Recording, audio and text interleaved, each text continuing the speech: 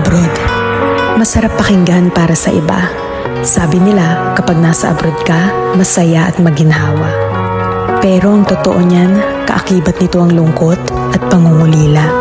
May mga panahong gugustuhin mo nalang sumuko, pero nangingibabaw ang tanong na, bakit ka nga ba nandito? Oo, may mga maswerteng nakakaangat sa buhay. Pero aminin nating hindi lahat pinapalad na magkaroon ng magandang buhay. Basta tandaan mo, lahat nagsisimula sa pinakababa bago ka makarating sa itaas. Kapalit ng bawat paghihirap ay ang buhay na pinapangarap. Walang imposible sa taong may tiyaga.